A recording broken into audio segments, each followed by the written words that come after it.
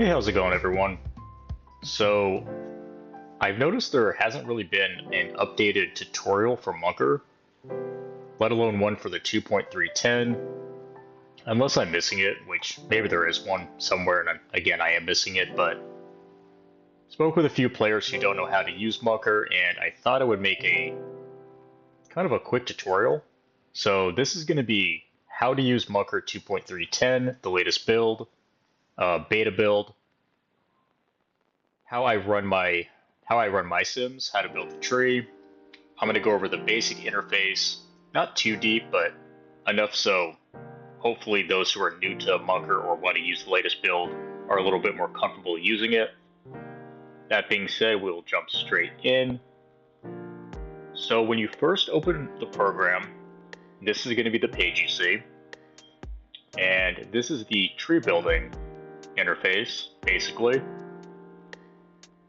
On the top left, you'll see three tabs. So we have the tree, we have solve, and we have settings. Settings is pretty self-explanatory. Don't really think you need to mess around with anything unless you're doing ICM or playing around with specific rake structures. You can do a few more options in here, but I never mess with it. Solve is going to be where we plug the board in we want to run, as well as view outputs, post sim analysis. And again, tree is where we're going to build and view the game tree.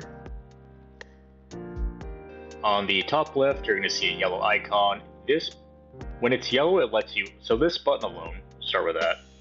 This button lets you know the status of your tree. So yellow means Munker sees problems within the tree build. Often that's going to be because there's going to be missing bets or raises. I guess and or raises. So we always want this to be green. Green means everything looks good, shouldn't run into any problems. Yellow, problems. Right below, an undo button, undo the previous action.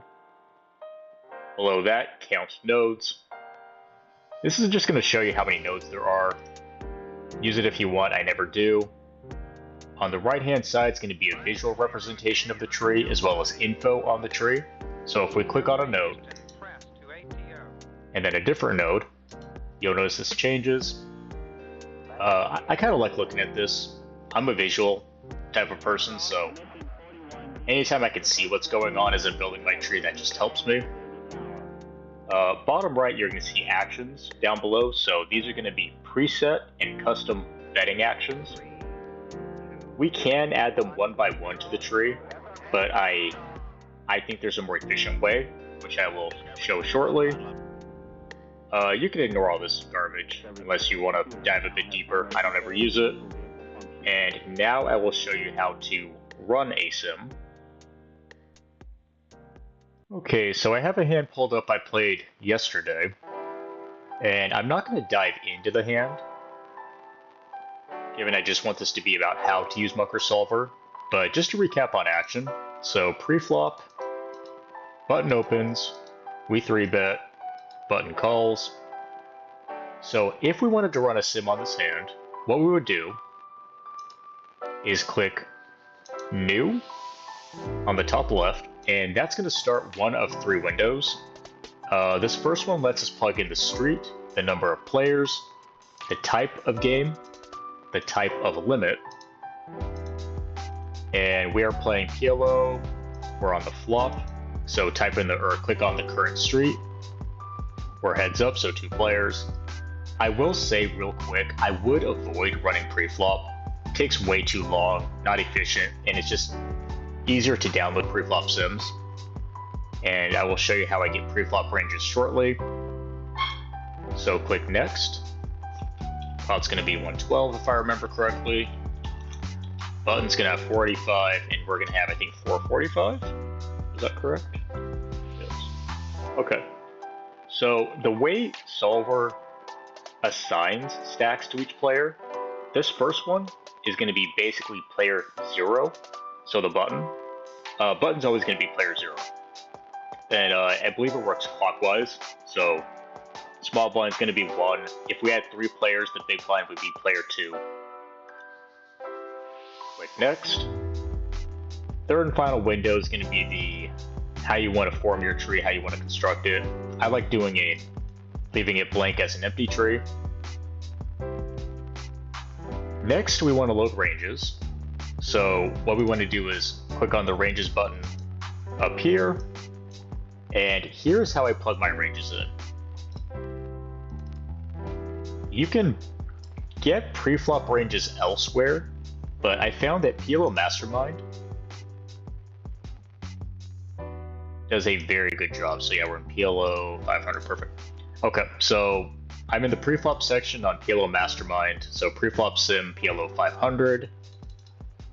And what we do is we basically just emulate the action. So button opens, click on show range for the small blind. Actually, we're in the big blind, aren't we? So button opens, there we go. And so we have the big blind's range in question. And if you notice by each call, fold, and raise, or call, fold, and pot option, we have a little cloud download button. So we just left click on this, and what this does is it downloads the range for us, and leave it as PPT, that stands for Pro Poker Tools, save as file. So now we have the 3-bet range. There we go. And all we have to do is drag and drop to the big blind.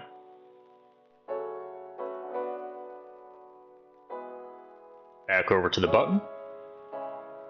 Same deal.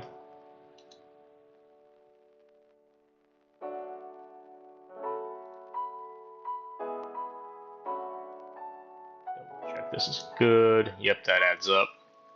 Always try to make sure it adds up as well. This is obviously going to be not a true 84%, so this is only 84% of the about 45, 46%, so 41 does match, the 9% 3-bet matches.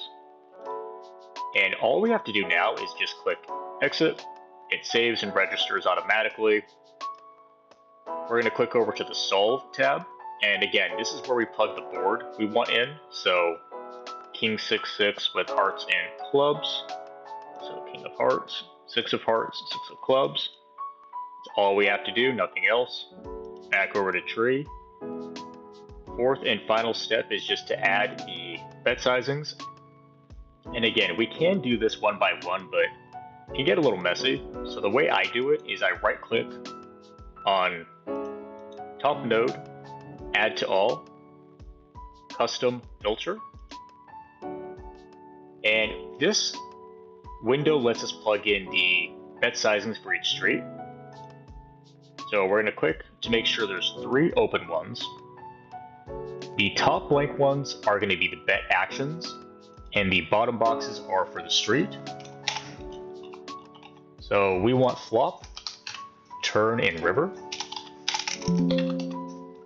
And if you notice by the filter, you always want that check mark. If I were to make a mistake, for example, type in flop over flop, it's going to be an X, and it will not. It won't work.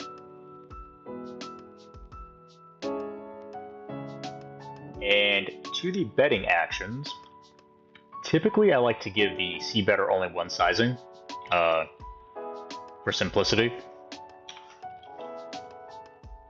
And so what have I done here? So I've typed in 50 semicolon. I can't make this bigger, can I? 50 semicolon 100. So what this means is I've given only one bet sizing of 50% to each player. Then I've given only one raise sizing to each player, 75%. And I've given one 3-bet sizing of 100%. So semicolons in the beta version represent separating raise sizings. Whereas if I were to type in 33, 50, this represents 2 bet sizing options, 2 C bet or bet sizing options. So they can either bet 33 or 50, semicolon 75, So now the next raise option is 75%, semicolon 100. Again, the next raise option is 100. So if I were to pull this up as kind of a visual example, because I know the first time this can be a little bit confusing. Go. So again, if we were to read this out in terms of action, we have 33, 50. So I have the option to bet 33% or 50%. If I do check, however, now the button has the option to bet 33 or 50%. Because remember, commas represent separating bet sizes. Semicolons represent separating raise options. I know I've said that a few times, but that is very important. So let's say I bet 50% here. He now only has the option to raise 75%. He can obviously fold too, but those are his options, and call, I guess. And if he raises 75%, it goes to the next option of 100%. So now I only have the option of potting back. Yeah, hopefully that makes sense. And on the turn, I'm just going to do something very simple, 75 semicolon 100. So we're going to give only the betting option of 75% to each player, and only the raise sizing option of 100%, so full pot for each player. And on the river, I typically give 3 sizings. Typically, I go 33, 150. But for tutorial, though, that's what it is. So everything should look good. All of the check marks are good. Click apply. Real quick also, even if you're just, and this is very important, even if you're just running the flop, you still want to plug in turn and river sizings, because we want solver to work through the hand to the river. We want the full game plan. So click apply, make sure that we have a green status icon, says everything looks good. Go over to the board, and all we do now is click start. And this is starting our sim. So real quick, what's going on over here? You're going to have status, iterations, nodes, and iterations per node. Personally, I think you can just ignore all 4 of those and only focus on the bottom 3. So when I'm running a sim, I only care about volatility. And the higher the volatility, the less accurate the sim. The lower the volatility, the more accurate the sim. I always try to strive for sub 3. So right now it's at 74. It's going to take a little while, but getting it down to under 3 usually is, that basically has converged enough to be accurate enough for me to trust it. Like right now, I would never trust the sim. This is way too volatile. Still converging, yada yada. And below that, you're going to have the button and the big blind EV. So this is whose range has more EV on the current street. Pretty cool feature. This button up here, this reset, it cleans up earlier iterations. It does more than that, I'm sure, but that's my very poor explanation. I definitely always recommend clicking this before you stop your sim, but I would wait till it gets close to 3. Maybe it doesn't make a big difference, but I just like to be safe. So if you notice that this is 31.6, 43.4, 25.1, often it's not gonna, it does now, but often it's not gonna equal 100% because of early iterations. This reset button cleans all that up. So it's gonna get to 100% and be more accurate. So again, I would wait till getting close to 3 and then click reset, stop, and then we have our sim. So that should be basically how to run it, and then I'm going to show you real quick how to analyze the post-flop sim. Alright, and so we've ran our sim, we have our outputs, and what is going on here exactly? So on the bottom left is where we're going to go through the action. So we can either check, again, we can do 50%, remember that's the only sizing we gave. And remember, the only race sizing we gave was 75, so we can go back and forth through the action, view how our range wants to play. On the bottom blank box, we can type in combos, see how certain parts of our range wants to play. I believe it uses a PPT syntax, and that should be easily Googleable. So we can play how our 6X wants to play, how our boats wants to play. We can always go 6X, but no greater than King 6. Down below, we can view the equity graph if we want to. This little, I know it's kind of hard to see, but there's a little graph button down below. And if we click that, we can pull up an equity graph, which visually represents how the top, middle, and bottom of each range is doing on each street. Pretty cool feature. And again, most of it's pretty self-explanatory. Once you start playing around with it, it becomes somewhat intuitive. I'm not going to go too deep into this stuff. Again, I don't use it too often, and I want this to be quick. So yeah, hopefully that helps. Play around with it. Any questions, feel free to ask in the comments. I'm happy to help. Again, I'm not a monk or wizard by any stretch, but this is how I understand the program and run my sims, and I've never ran into any issues, and hopefully that helps. Hey everyone, Tiltyfish here. Thank you very much for watching.